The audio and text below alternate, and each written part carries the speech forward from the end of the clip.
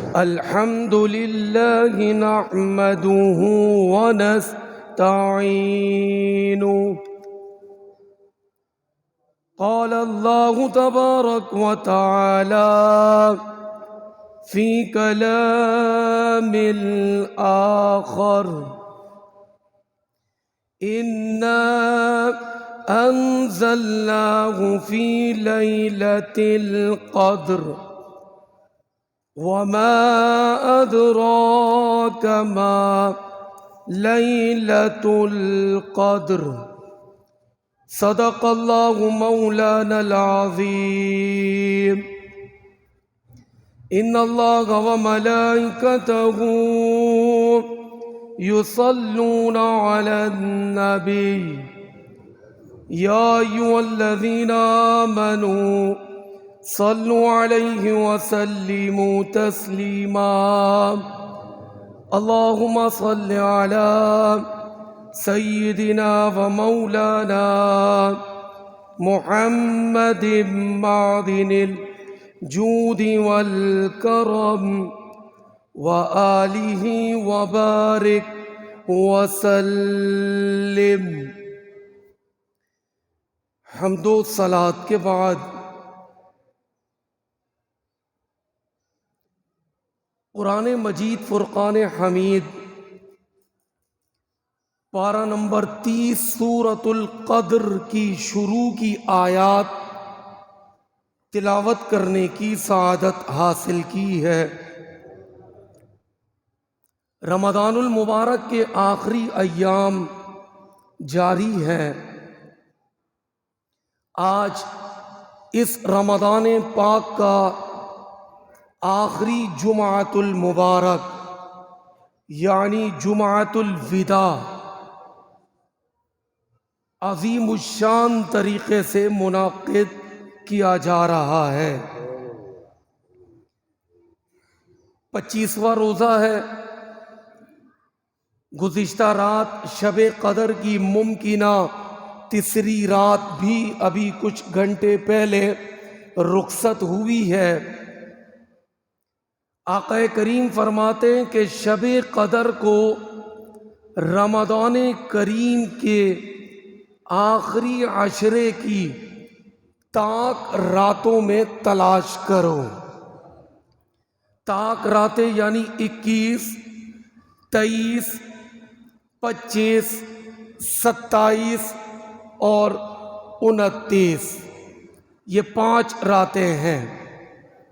فائدہ کیا ہے شب قدر میں؟ پوری سورت رب تعالیٰ نے شب قدر کی شان میں نازل فرمائی ہے. انا انزلنا فی لیلۃ القدر، بے شک ہم نے اسے شب قدر میں اتارا. کس کو؟ قرآن پاک کو. وما ادراک ما لیلۃ القدر، اور تم نے نہ جانا کہ شب قدر کیا ہے. اور یہ حقیقت ہے کہ ہم ان راتوں کو پانے کے باوجود کاہلی، سستی اور غفلت کا مظاہرہ کرتے ہیں. بلکہ دیکھا جائے تو لیلۃ القدر خیر من الف شہر،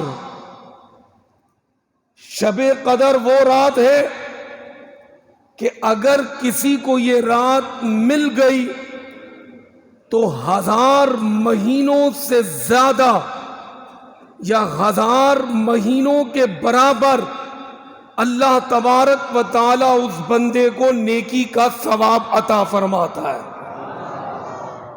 1000 مہینوں کو اگر سالوں میں کنورٹ کرے 1000 مہینوں کو تو 83 سال 4 مہینے بنتے ہیں.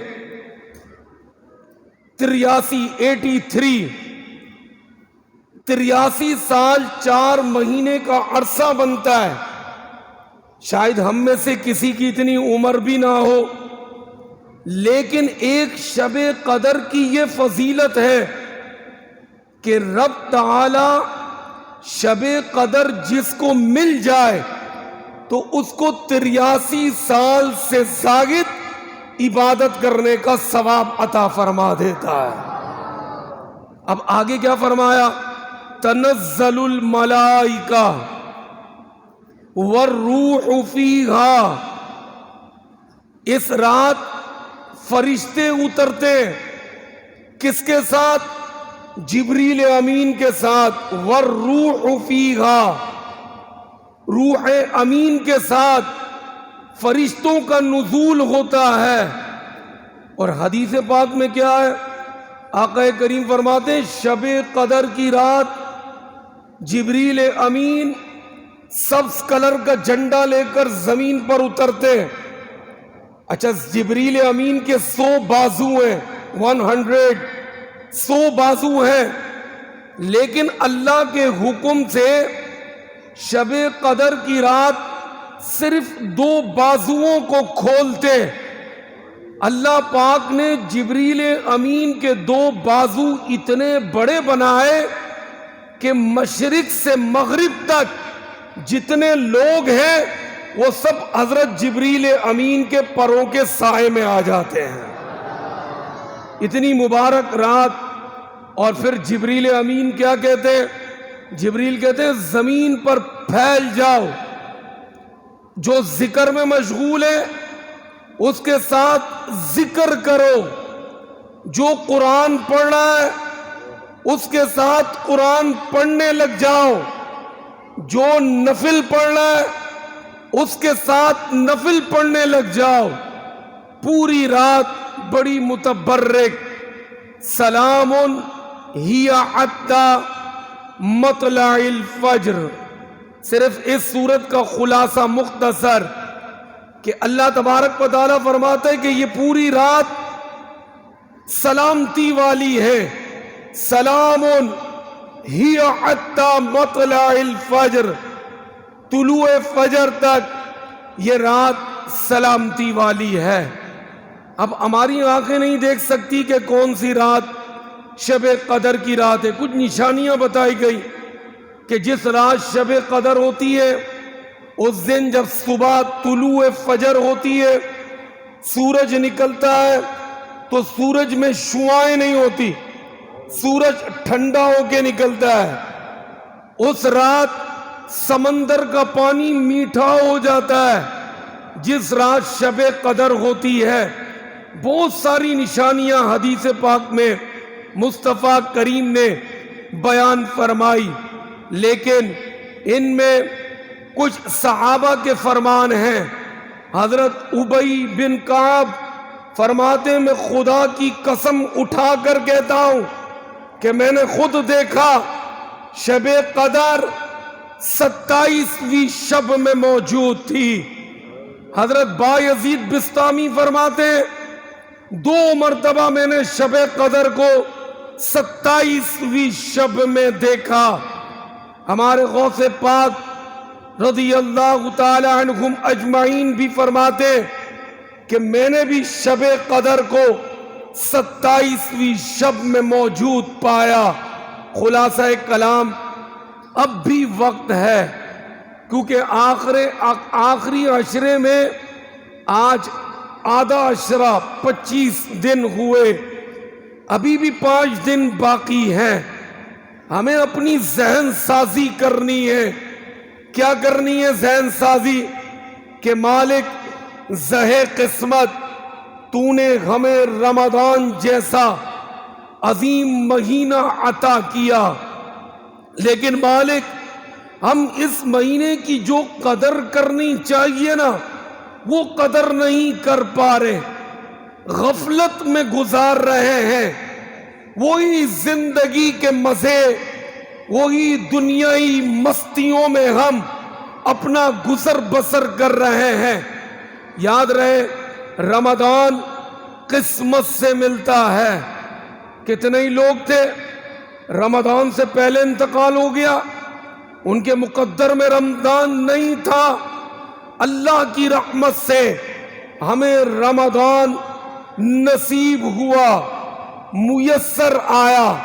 ہمیں چاہیے کہ ہم اس مہینے کے بقیہ دنوں کی قدر کریں تاکہ مرنے کے بعد افسوس نہ ہو، کیونکہ یہ غفلت ندامت کے علاوہ کچھ نہیں یاد دلاتی. حضرت مولانا رومی نے غفلت پر ایک بڑی پیاری تحریر لکھی. کہتے ہیں ایک شخص کسان تھا، ہل چلا رہا تھا. کسان کا کام ہے زمین کا سینہ چیر دینا. وہ زمین پر کام کر رہا تھا. اچانک اس کو ایک چمکدار پتھر نظر آیا. گاؤں دیہات کا رہنے والا تھا، اسے کیا پتا یہ چمکدار پتھر کیا ہے. اس نے اپنے دوستوں کو دکھایا کہ دیکھو بھائی، آج جب میں اپنی زمین پر کام کر رہا تھا نا، مجھے یہ ایک چمکدار پتھر ملا ہے. وہ تمام دوستوں میں ایک دوست مولانا رومی کہتے ہیں بڑا سمجھدار تھا. وہ کہنے لگا ہم اس کی چمک کو کیا سمجھے، یہ تو تم کسی سنارے کو دکھاؤ، سنارا بتائے گا کہ یہ پتھر چمک کیوں رہا ہے، اتنی چمک کیوں دکھا رہا ہے. وہ کسان سناروں کے پاس گیا، کہنے لگا بھائی یہ پتھر بڑا رم جم چمک رہا ہے، بڑا پیارا محسوس ہو رہا ہے. کسان کو دیکھ کر وہ کہنے لگے بھائی تیرے مقدر پر ہمیں رشک آ رہا ہے. کہنے لگے کیا ہو گیا؟ وہ کہنے لگا، سنار کہنے لگے کہ یہ انمول ہیرا ہے جو رب نے تجھے عنایت کر دیا ہے. کہا بھائی یہ تم لے لو، اس کی مجھے قیمت دے دو. تو سنار کہنے لگے کہ یہ اتنا قیمتی ہے، اگر ہم دکان کا سارا سونا بھی فروخت کر کے تجھے رقم دینا چاہے تو اس کے بدلے رقم نہیں دے سکتے. تو وہ کسان کہنے لگا کہ بھائی پھر مجھے مشورہ دو، میں کیا کروں؟ اللہ کی ایک نعمت مجھے ملی ہے، میں اس سے فائدہ اٹھانا چاہتا ہوں. تو کہنے لگے سنار کہ جاؤ بادشاہ سلامت کے پاس جاؤ، وہی اس کی رقم ادا کر سکتا ہے، ورنہ پورے ملک میں اس ہیرے کی کوئی بھی رقم ادا نہیں کر سکتا. وہ کسان بادشاہ کے پاس چلا گیا. مولانا رومی کہتے کہ دیکھو اس کو ایک فائدہ اٹھانے کی جستجو تھی کہ میں فائدہ اٹھاؤں. وہ بادشاہ تک پہنچ گیا. بادشاہ نے جب وہ دیکھا ہیرا، انمول ہیرا ہی نہیں بلکہ انمول تھا، کہنے لگے اے کسان کیا چاہتا ہے؟ بادشاہ کہنے لگا بول، جو مانگے گا ملے گا.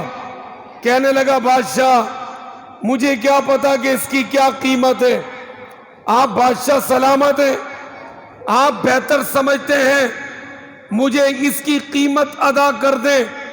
بادشاہ بڑا پیارا تھا، اچھی ذہنیت کا تھا. کہنے لگا سن، 24 گھنٹے دوں گا، یعنی 24 گھنٹے سے مراد صبح طلوع آفتاب سے لے کر غروب آفتاب تک کا ٹائم تجھے دوں گا میں. کل دن ہم مقرر کرتے، پورے دن اپنے محل میں تجھے اکیلا چھوڑ دوں گا. ان طلوع سے لے کر غروب تک تو جتنا سامان جمع کر لے گا نا، وہ سارا سامان تیرا. پورے محل میں جتنا سامان تو اکٹھا کر لے گا وہ سامان تیرا.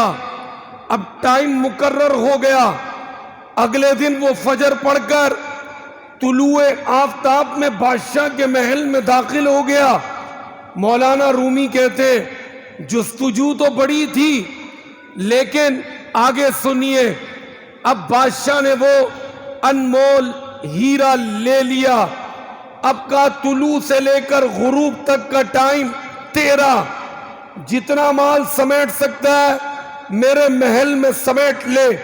وہ کسان اندر آیا، پہلا کمرہ دیکھا، چاندی کا کمرہ بنا ہوا تھا، چاروں طرف چاندی چاندی بچھی ہوئی تھی بادشاہ کے محل میں۔ اب اس نے کوشش کی کہ چاندی اٹھا لوں، دل میں خیال آیا ابھی تو فجر سے لے کر مغرب تک کا ٹائم ہے، اتنی جلدی کرنے کی کیا ضرورت ہے۔ آگے بڑھا تو کیا دیکھتا ہے کہ گولڈ سونے کا کمرہ ہے، اس میں پورے کمرے میں سونا ہی سونا بھرا ہوا ہے۔ آگے بڑھا، موتیوں سے کمرہ بھرا ہوا ہے۔ آگے گیا، پیسوں سے کمرہ بھرا ہوا ہے۔ جس چیز کی طرف ہاتھ بڑھائے دل مشورہ دے دے، کیا کہ ابھی تو بڑا وقت پڑا ہے، کوئی مسئلہ نہیں، مغرب تک کا ٹائم ہے، اٹھا لیں گے۔ آگے بڑھا تو بادشاہ کا ایک تخت نظر آیا۔ دل کے کانوں سے سنیے گا، وہ تخت روز نہیں نکلتا تھا، وہ سال میں ایک مرتبہ نکلتا تھا۔ کیسا تخت ہوگا؟ اب اس نے کہا مجھے تو اجازت ہے، جو بھی مرضی آئے کرو، چلو آج بادشاہ کے تخت پر بیٹھ کے دیکھتے ہیں اس پہ بیٹھنے کا کتنا مزہ ہے۔ اب یہ گیا اس تخت پہ بیٹھا جو سال میں ایک مرتبہ نکلتا تھا۔ مولانا رومی کہتے ہیں وہ ایسا نازوں کا بنا ہوا تھا کہ جیسے وہ بیٹھا نا، کیونکہ اٹھ تو جلدی گیا تھا، نیند تو ویسے ہی غالب تھی، جیسے تخت پہ بیٹھا، نرم نازک تخت پر جیسے بیٹھا، اس کی آنکھ لگ گئی۔ اب آنکھ لگی تو سو گیا۔ اب سوتے سوتے ایسا گم ہوا کہ مغرب ہو گئی۔ مولانا رومی کہتے ہیں دربان آئے، کہنے لگے بھائی چلو کھڑے ہو جاؤ، ٹائم پورا ہو گیا۔ کہنے لگا میں تو ابھی کچھ دیر پہلے ہی آیا تھا اور میری آنکھ لگ گئی۔ دربان کہنے لگے آپ کا ٹائم پورا ہو گیا، فجر سے لے کر مغرب تک آپ کا ٹائم تھا، اس میں جو چیزیں آپ نے جمع کرنی تھی کر لی۔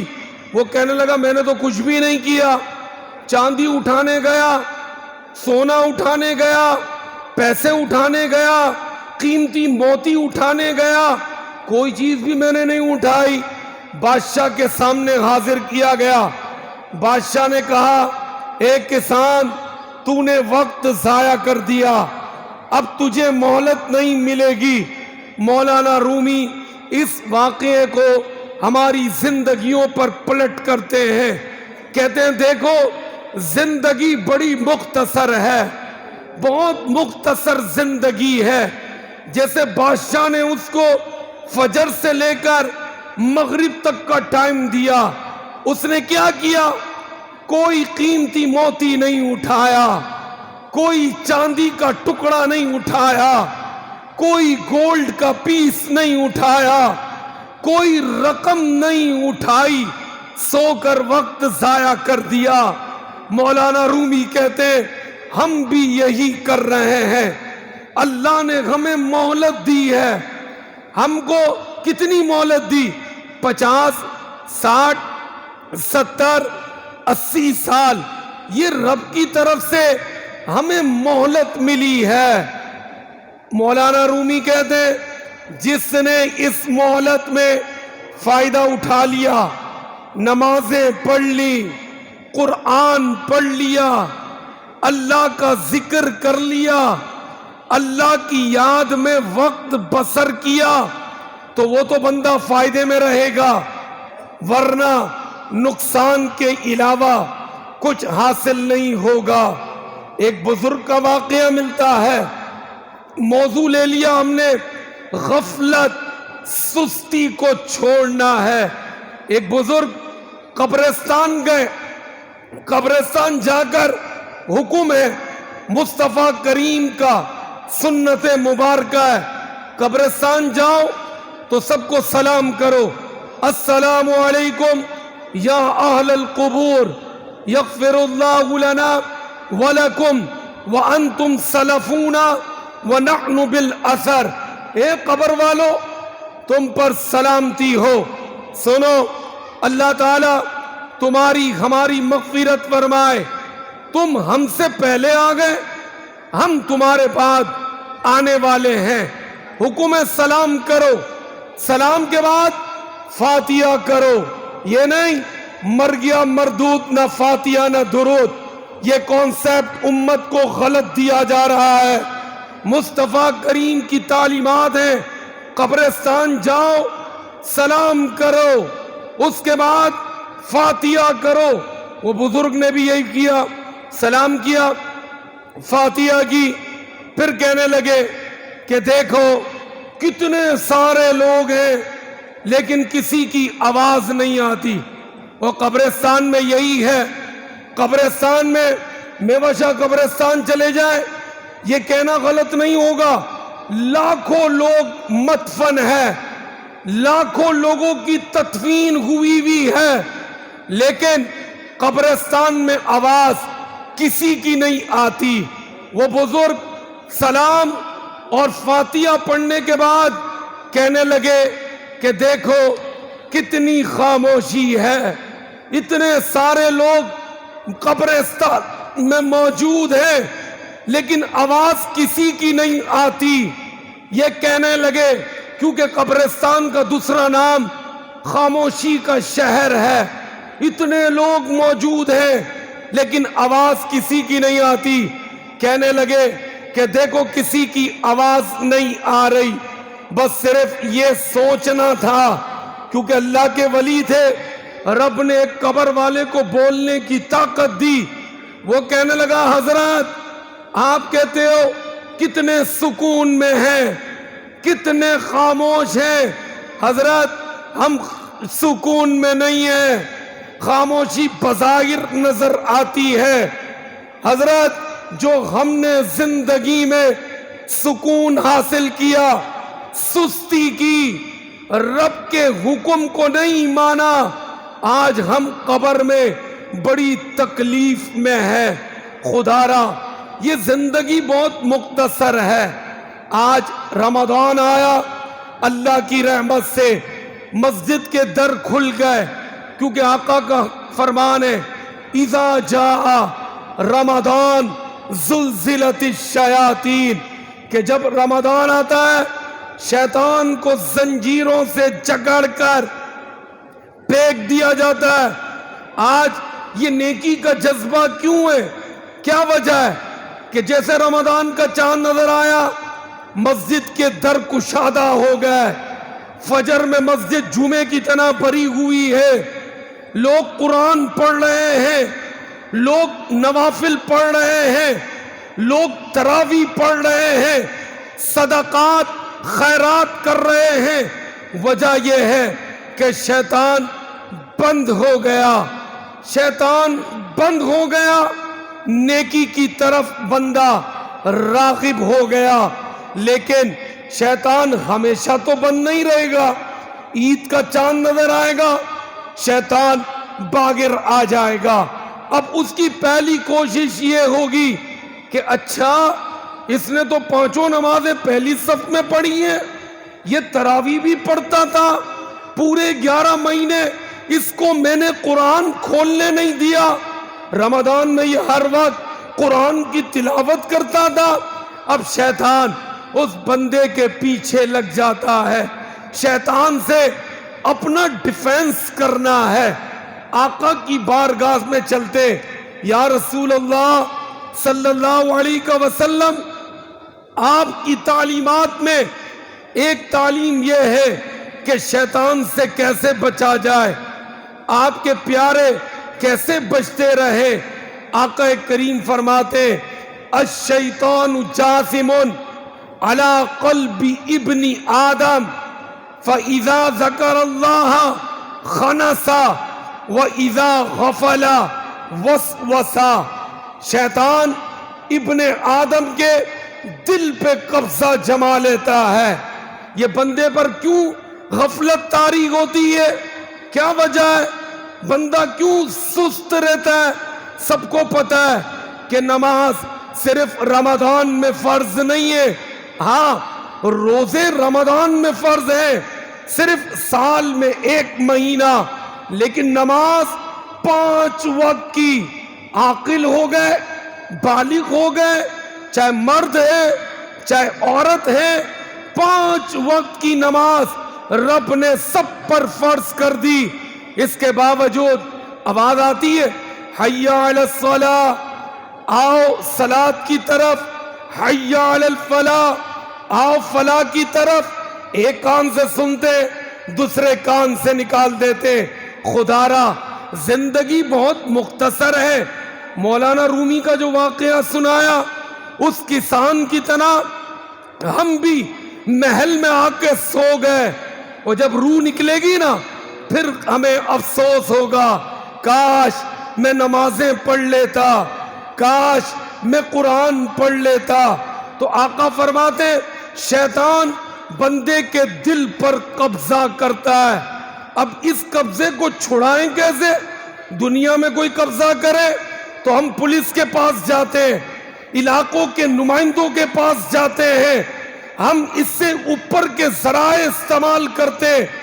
شیطان ہمارے دل پر قبضہ کر رہا ہے اور ہمیں فکر ہی نہیں ہے. تو آقا کریم نے فرمایا، بڑی پیاری ترغیب دے دی امت کو کہ دیکھو شیطان سے بچنے کا راستہ، فَإِذَا ذَكَرَ اللَّهَ خَنَسَ، اپنی زبان کو اللہ کے ذکر سے تر رکھو. خاص 5 نمازوں کا اہتمام کرو. جب نماز پڑھنے آتے رہو گے نا، یہ نماز ایک پریکٹس ہے. صبح اٹھے، چلو بھائی کام سے جانے سے پہلے اللہ کی عبادت کرو، آؤ فجر پڑھو، پھر کام پہ گئے کہیں غفلت نہ ہو جائے، آؤ اب ظہر پڑھ لو، پھر شام ہونے لگی کہ آؤ پھر. رب اپنی بارگاہ میں 5 وقتہ نماز کے ذریعے بندے کو بلاتا ہے کہ آ میری بارگاہ میں آ، کامیابی میرے سے ملے گی، کہیں سے کامیابی نہیں ملے گی. دیکھیں مسجد تو آنا ہی ہے، مسجد میں تو آنا ہی ہے. اس وقت جب لوگ اٹھا کر لائیں گے ڈولی پر، منہ چھپاوا ہوگا، مسجد تو آنا ہی ہے. کیوں نہ اس اٹھنے سے پہلے اپنے پیروں سے چل کر مسجد آتے اور جاتے رہے. پیارے پیارے بھائیوں، ہماری زندگی کا ایک ایک سانس با مقصد ہونا چاہیے. امام شافعی اتنے بڑے امام فرماتے میں نے فقیروں سے، اللہ کے ولیوں سے 2 باتیں سیکھی ہیں. وہ 2 باتیں کیا ہیں؟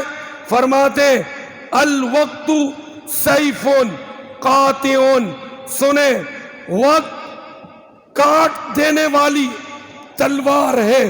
حضرت امام شافعی فرماتے میں نے 2 باتیں سیکھی ہے، خدا کی قسم آج جمعۃ الوداع میں ہم سب اگر ان 2 باتوں کو ہی سیکھ لیں، بھلے پورا بیان یاد نہ کریں، صرف 2 باتیں سیکھ لیں، مرنے کے بعد منبر رسول پہ بیٹھ کے کہہ رہا ہوں، خدا کی عزت کی قسم ہم میں سے کسی کو افسوس نہیں ہوگا. امام شافعی فرماتے 2 باتیں میں نے فقیر سے سیکھی، بڑی مجھے کام آئی، بڑے میں نے اس سے فائدے اٹھائے. فرماتے پہلی بات الوقت قاتل، وقت کاٹنے والی تلوار ہے. وقت ایسی تلوار ہے جو بندے کو کاٹ دیتی ہے. امام شافعی فرماتے تم وقت کو پہلے کاٹ دو، اپنے آپ کو مصروف کر لو، نہیں تو وقت کی تلوار تمہیں کاٹ دے گی، کہیں کا نہیں رکھے گی. جو دنیا کے ہو گئے وہ صرف دنیا کے ہو گئے.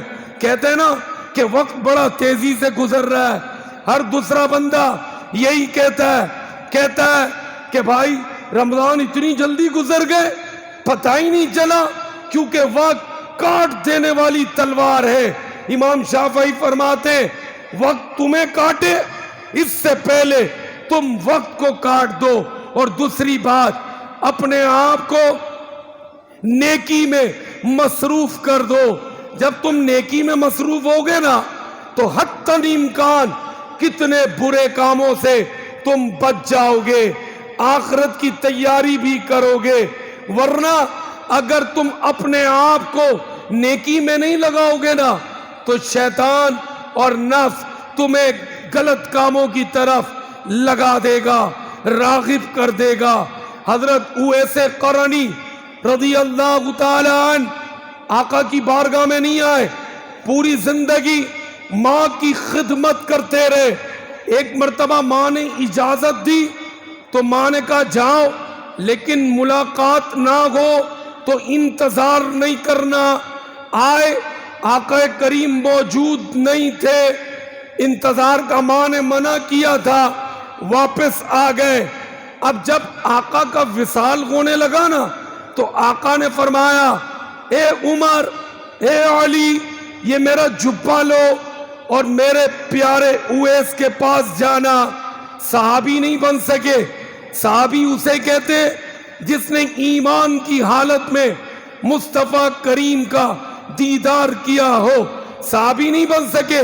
خیر التابعین, تابعی کے درجے پر تابعی اسے کہتے جس نے کسی صحابی کا دیدار کیا ہو. آقا کا وصال ہونے لگا, آقا نے فرمایا اے عمر, اے علی, یہ میرا جبہ لو اور اویس سے جا کر میری امت کے لیے دعا کرانا. سنیں, اب جو دعا کرنے والی شخصیت ہے, حضرت عمر حضرت علی پہنچ گئے حضرت اویس قرنی کی بارگاہ میں اور آقا کا جبہ دیا اور عرض کی کہ آقا کی وصیت ہے کہ میری امت کے لیے دعا کر دے. سجدے میں گئے, جبہ لے کر, کافی دیر گزر گئی, کھڑے نہیں ہو رہے. حضرت علی حضرت عمر آپس میں بات کرنے لگے, کہیں ایسا تو نہیں ان کی روح نکل گئی. انہوں نے ہلا دیا, حضرت اٹھ نہیں رہے سجدے سے. حضرت کھڑے ہوئے, رونے لگے, کہنے لگے اے عمر, اے علی, یہ تم نے کیا کر دیا؟ میں نے رب سے عرض کی تھی مالک اس وقت تک میں سر نہیں اٹھاؤں گا جب تک محبوب کی پوری امت کو تو نہ بخش دے. سنو, آدھی امت بخشی گئی تھی, تم نے جلدی کر دی. میں پوری امت بخشوا کے کھڑا ہوتا. آپس میں گفتگو ہو رہی تھی. حضرت اویس قرنی تابعین بزرگوں کے سردار ہے, خیر التابعین ہے. کہنے لگے عمر بس بہت باتیں ہو گئی, ہم کتنی باتیں کرتے. یہ وہ شخصیت ہے, خود تو یقیناً بخشے گئے, ان کے صدقے آدھی امت بخشی گئی ہے. اب ان کا نیکی کا جذبہ دیکھے. حضرت عمر علی سے کہنے لگے, ان دونوں سے حضرت اویس قرنی کہنے لگے سنو عمر, سنو علی, بہت باتیں ہو گئی. سنو, تم نے بھی میں نے بھی آخرت کی تیاری کرنی ہے. چلو ہاتھ ملاؤ, اب انشاءاللہ ہم قیامت کے دن ملیں گے. بتانا یہ وہ شخص ہیں جن کے صدقے آقا کا جبہ پیش کیا, رب نے آدھی امت بخش دی. ان کو آخرت کی تیاری کی کتنی فکر ہے, اور ہمارے پاس کوئی عمل نہیں, نہ کوئی نماز, نہ کوئی قرآن کی تلاوت. پھر ہم رمضان کے بعد مسجدیں چھوڑ کر چلے جاتے ہیں. آج جمعۃ الوداع کا خلاصہ, آج سبق, آج یہ عہد وفا کا دن کہ آج ہر بندہ یہ رب سے عہد کرے گا کہ مالک جس طرح تو نے رمضان میں نیکی کا جذبہ دیا نا, طاقت تو دیتا ہے, توفیق تو دیتا ہے. آج دعا کرنی ہے مالک زندگی بھر نمازوں کی پابندی ہمیں نصیب فرما دے, زندگی بھر قرآن کی تلاوت کی توفیق عطا فرما دے. اللہ پاک ہم سب کو قبر و آخرت کی تیاری اپنی فیوچر پلاننگ میں شامل کرنے کی توفیق نصیب فرمائے. وما علینا الا البلاغ المبین۔